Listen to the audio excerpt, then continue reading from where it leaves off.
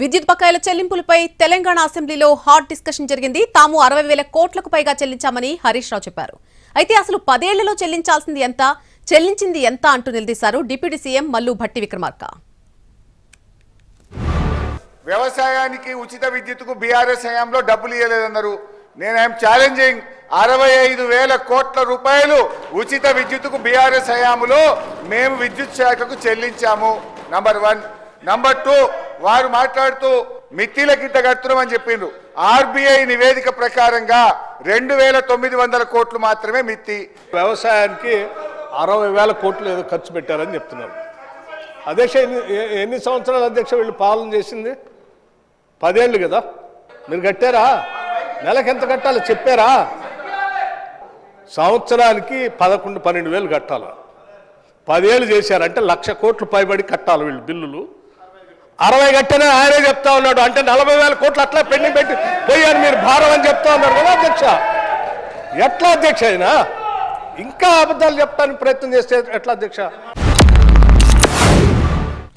Captain లేని నావలాగా BRS party ఉందన్నారు deputy CM Bhatti Vikramarka. మీడియాతో చిట్చాట్ చేసిన ఆయన తుఫాన్లో చిక్కున్న షిప్ ఎక్కడికి వెళ్తుందో తెలియదన్నారు. నాయకుడు లేకుంటే పార్టీ ఎలా ఉంటుందో బీఆర్ఎస్ ఎమ్మెల్యేల పరిస్థితి అలానే ఉందని ఎద్దేవా చేశారు. సభలో చర్చ జరగాలని బీఆర్ఎస్ కు లేదన్న భట్టి రచ్చ చేసి బయటకు వెళ్లిపోవాలని బీఆర్ఎస్ అనుకుంటుందని అన్నారు. భూమి లేని వారికి డబ్బులు ఇస్తామంటే బీఆర్ఎస్ అడ్డుకుంటుందని విమర్శించిన ఆయన పేదలకు డబ్బులు ఇవ్వడం బీఆర్ఎస్ కు ఇష్టం లేదన్నారు. ఇక సభలో వివిధ బిల్లులు ప్రవేశపెట్టింది ప్రభుత్వం. Sports university bill, Telangana university సవరణ బిల్లు, జీఎస్టీ బిల్లులను సభ ఆమోదించింది. ఈ సమయంలోనూ బీఆర్ఎస్ ఎమ్మెల్యేలు సభను అడ్డుకునేందుకు ప్రయత్నించారు. రైతులకు బేడీలా అంటూ నినాదాలు చేశారు. దీంతో బీఆర్ఎస్ తీరుపై మంత్రులు మండిపడ్డారు. ప్రభుత్వ పాలసీలను అడ్డుకోవడమే బీఆర్ఎస్ పనిగా పెట్టుకుందని విమర్శించారు శాసనసభ వ్యవహారాల మంత్రి శ్రీధర్ బాబు. రుణమాఫీ అని చెప్పి 10 ఏళ్ల సమయం తీసుకున్న బీఆర్ఎస్ కు రైతుల గురించి మాట్లాడే హక్కుందా అని ప్రశ్నించారు. క్రీడా పాలసీని తీసుకొద్దామంటే దాన్ని అడ్డుకునే కార్యక్రమం. టూరిజం అడ్డుకొని ఈ రోజు రైతులకు సంబంధించి కూడా మేము చెప్తా ఉన్నాం అధ్యక్ష. తుమ్మల నాగేశ్వరరావు గారు, అదేవిధంగా ముఖ్యమంత్రి గారు, డిప్యూటీ చీఫ్ మినిస్టర్ గారు ఈ రోజు మేము ఇచ్చిన మాట 2 లక్షల రూపాయల వరకు రుణమాఫీ చేసినాం. వాళ్ళ రైతుల గురించి మాట్లాడే 1,00,000 రూపాయలు రుణమాఫీ అని చెప్పి 10 సంవత్సరాలు తీసుకున్నారు అధ్యక్ష.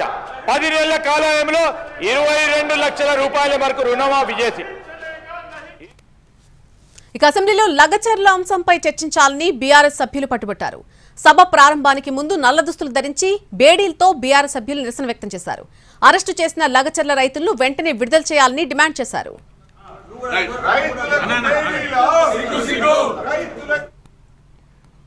ఈ కార్ రేసింగ్ అక్రమాల దర్యాప్తునకు గవర్నర్ అనుమతిపై కేటీఆర్ స్పందించారు. స్కామ్లపై దమ్ముంటే అసెంబ్లీలో చర్చ పెట్టాలని కాంగ్రెస్ కు సవాల్ చేశారు కేటీఆర్. ఈ ఫార్ములా కేసుపై అసెంబ్లీలోనే సమాధానం చెప్తా అన్నారు కేటీఆర్. అయితే 10 రోజులు ఇదంతా ఒడిచిపోయినాక మిగిలిన 4-5 రోజులు ఉన్నాయి కదా, ఈ స్కాము ఆ స్కామ్ అంటున్నావు కదా, మొగోనివైతే అసెంబ్లీలో చర్చ పెట్టు, అక్కడనే సమాధానం చెప్తా నీకు అసెంబ్లీలోనే చెప్తా ఉంది. ఈ ఫార్ములా ఆ ఫార్ములా అంటున్నావు కదా, ఏ ఫార్ములా అన్నదే నీ ఇష్టం, తీసుకురా అసెంబ్లీలో పెట్టు. 4 గోడల మధ్యన క్యాబినెట్లో కూర్చొని ఎవరిని ఎట్లా లోపల పెట్టాలి, ఎవరి మీద ఏం కేసు పెట్టాలి, ఎవరిని ఎప్పుడు నూకాలి, ఇది కాదు ప్రభుత్వం చేయాల్సిన పని. ప్రభుత్వం చేయాల్సిన పని ప్రజాహితమైన పని చేయాలి, ప్రజలకు మంచి. మంగళగిరి ఎయిమ్స్ లో చదువుకున్న యువ వైద్యులు అత్యుత్తమ సేవలు అందించాలని కోరారు రాష్ట్రపతి ద్రౌపది ముర్ము. భారత మహిళలు, యువతులు అన్ని రంగాల్లో ముందుండాలని అన్నారు. మంగళగిరి ఎయిమ్స్ మొదటి స్నాతకోత్సవంలో పాల్గొన్న ద్రౌపది ముర్ము విద్యార్థులకు ఎంబీబీఎస్ డిగ్రీ పట్టాలు అందించారు. Among the medal winners too, our daughters have accounted for the large share of the glory. The rising participation of women in the medical profession and their significant contributions demonstrate that we are becoming a truly developed society. This also highlighted the fact that given opportunity, our daughters excel in every field. First batch के आप सब MBBS graduates medical fraternity में समाज में दशा दिशा देश विदेश के एम्स नीलगिरी. రాష్ట్రపతి ద్రౌపది ముర్మును విద్యార్థులు ఆదర్శంగా తీసుకోవాలన్నారు ఏపీ సీఎం చంద్రబాబు. ఆదివాసీ కుటుంబం నుంచి రాష్ట్రపతి అవడం ఆమె సాధించిన విజయంగా అభివర్ణించారు. అమరావతి భారతదేశపు భవిష్యత్ సిటీ అవుతుందని, ఎయిమ్స్ మరింత అభివృద్ధి చేసేందుకు 10 ఎకరాల భూమిని కేటాయిస్తామన్నారు ముఖ్యమంత్రి. Clearly, he needs 10 acres of land for further development. I cannot say no. Immediately, we will give that land wherever he select. As on today, 183.11 acres we have given. Not the quantum of land, but the quality of land. Your director just now told.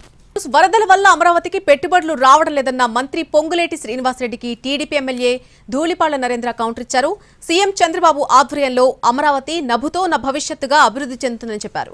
పెట్టుబడులు కూడా వెల్లువగా వస్తున్నాయని అన్నారు. అమరావతిపై పొంగులేటి వ్యాఖ్యలు హాస్యాస్పదమంటూ tweet చేశారు ధూళిపాళ్ల. జగన్ మద్దతుదారులు చేసే వ్యాఖ్యలే పొంగులేటి కూడా చేశారన్నారు. ఆయనకు జగన్ మిత్రత్వం వాసనలు ఇంకా పోలేదన్నారు. కృష్ణా జిల్లాలో వైసీపీ నేత పేర్ని నాని భార్య గొడౌన్ నుంచి రేషన్ బియ్యం తరలించారు సివిల్ సప్లై అధికారులు. గొడౌన్లో బియ్యం నిల్వలు తక్కువగా ఉన్నట్టు ఇప్పటికే గుర్తించిన అధికారులు పోలీసులకు ఫిర్యాదు చేశారు. దీంతో కేసు నమోదైంది. తగ్గిన స్టాక్ కు సంబంధించి 1,70,00,000 రూపాయలు చెల్లించాలని నోటీసులు ఇవ్వడంతో డీడీ చెల్లించారు. ఇవాళ మరోసారి గొడౌన్లో తనిఖీలు చేశారు అధికారులు. స్టాక్ లో మళ్లీ వ్యత్యాసం ఉన్నట్టుగా గుర్తించారు. దీనిపై మరోసారి ఫిర్యాదు చేసే అవకాశాలు కనిపిస్తున్నాయి. పేదల బియ్యాన్ని బొక్కిన పేర్ని నాని అడ్డంగా బుక్కైపోయాడని అన్నారు మంత్రి కొల్లు రవీంద్ర. దొంగతనం చేసి డబ్బులు కడితే దొంగ దొరైపోతాడా అంటూ ప్రశ్నించారు ఆయన. పేర్ని నాని అవినీతి అక్రమాలపై విచారణ జరుగుతుందని చెప్పారు. బియ్యం బొక్కిన దొంగకు వైసీపీ పరామర్శలంటూ ఫైర్ అయ్యారు మంత్రి కొల్లు. నాని గారు అడ్రస్ లేకుండా కుటుంబం మొత్తం కూడా గ్యాలప్స్ అయిపోయారు. ఏ గోడరికి పారిపోయాడో అడ్రస్ లేకుండా వెళ్ళిపోయి నిన్నొచ్చి మరి లెటర్ ఇస్తారు, బియ్యం పోయింది వాస్తవమే, డబ్బులు కట్టేస్తా అంటే దొంగతనం చేసి దొంగ వెళ్ళి డబ్బులు కడితే దొరైపోతాడా? తప్పు చేసిన వారు చట్టం నుంచి తప్పించుకున్నారు మంత్రి నాదెండ్ల మనోహర్. కక్ష సాధింపు చర్యలకు పాల్పడమని, కానీ తప్పు చేసిన వాళ్లను వదిలిపెట్టబోమని చెప్పారు. మచిలీపట్నంలో 4,800 రేషన్ బియ్యం బస్తాలను పక్కదారి పట్టించిన గొడౌన్ నిర్వాహకులపై క్రిమినల్ కేసులు పెడతామన్నారు. ఎవరు కూడా తప్పించుకుని వెళ్ళలేరు. అది ఎంతటి వారైనా ఎవరైనా సరే రూల్ ఆఫ్ లా ఇంప్లిమెంట్ అవ్వాల్సిందే. అనవసరంగా ఎవరిపైన కూడా మేము కక్ష సాధింపులు చేయం. కానీ పొరపాటు చేసిన వాళ్ళని మాత్రం ఖచ్చితంగా మేము వదలం. కొన్ని గొడౌన్ నుంచి ప్రిలిమినరీగా ఇంకా పూర్తి కాలేదు ఇన్వెస్టిగేషన్. ఇప్పటికే మాకు వచ్చిన లెక్క 243 మెట్రిక్ టన్నులు, అంటే 4,840 బస్తాలు దారి మళ్లించేసి వ్యవస్థను ఎంత కూని చేశారో ఒకసారి ప్రజలందరూ కూడా అర్థం చేసుకోవాలి.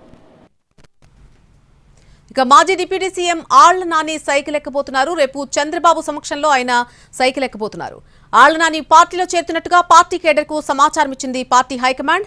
గత కొన్ని రోజుల క్రితమే ఆళ్ల నాని టీడీపీలో చేరతారని ప్రచారం జరిగింది. అయితే పార్టీ కేడర్ తీవ్రంగా వ్యతిరేకించింది. అధికారంలో ఉన్నప్పుడు తమను ఇబ్బంది పెట్టిన ఆళ్ల నాని రాకను వారు వ్యతిరేకించారు. దీంతో కేడర్కు సర్ది చెప్పే బాధ్యతను ఎమ్మెల్యే బడేటికి అప్పగించారు పార్టీ పెద్దలు. సంధ్యా థియేటర్ తొక్కిస్లాట ఘటనలో తీవ్రంగా గాయపడ్డ శ్రీతేజ పరిస్థితి ఇంకా విషమంగానే ఉంది. 13 రోజులుగా కిమ్స్ హాస్పిటల్లో చికిత్స పొందుతున్న శ్రీతేజను పరామర్శించారు తెలంగాణ ఆరోగ్య శాఖ secretary Christina, CP CV Anand. Sriteja ఆరోగ్య పరిస్థితిని డాక్టర్లను అడిగి తెలుసుకున్నారు. సంధ్యా థియేటర్ యాజమాన్యానికి నోటీసులు జారీ చేశారు చిక్కడపల్లి పోలీసులు. తొక్కిసలాటలో ఒకరి మృతికి కారణమైన సంధ్యా థియేటర్ లైసెన్స్ ను ఎందుకు రద్దు చేయకూడదంటూ నోటీసులు జారీ చేశారు పోలీసులు. వారం రోజుల్లో వివరణ ఇవ్వకుంటే లైసెన్స్ రద్దు చేస్తామని హెచ్చరించారు. మరొక గన్ సరెండర్ చేశారు Mohan Babu. Film Nagar police station లో గన్ అప్పగించారు. ఇప్పటికే ఒక గన్ను చంద్రగిరి పిఎస్ లో సరెండర్ చేశారైనా మరొక వైపు Mohan Babu PA Kiran Pahadi Sharif police station లో విచారణకు హాజరయ్యారు. తనపై కిరణ్ దాడి చేశారని గత వారం పోలీసులకు ఫిర్యాదు చేశారు మంచు మనోజ్. విశాఖ తీరంపై సముద్రం మళ్లీ విరుచుకుపడుతోంది. అల్పపీడనం, పశ్చిమ గాలుల ప్రభావంతో అల్ల ఉధృతి పెరిగిపోయింది. షోర్ ప్రొటెక్షన్ కోసం వేసినటువంటి కొబ్బరి చెట్లు వేళ్లతో సహా కూలిపోతున్నాయి. బీచ్ రోడ్డుకు సమీపంగా సముద్రం ముందుకు చొచ్చుకొస్తోంది. మరోవైపు నైరుతి బంగాళాఖాతంలో అల్పపీడనం కొనసాగుతోంది. సముద్ర మట్టానికి 5.8 కిలోమీటర్ల ఎత్తు వరకు ఆవర్తనం విస్తరించి ఉంది. 2 రోజుల్లో మరింత బలపడి తమిళనాడు తీరం వైపు వెళ్లే అవకాశం కనిపిస్తోంది. అల్పపీడనం ప్రభావంతో రానున్న 2 రోజుల్లో ఉత్తరాంధ్రలో అక్కడక్కడ భారీ నుంచి అతి భారీ వర్షాలు కురిసే అవకాశం ఉందని వాతావరణ శాఖ తెలిపింది.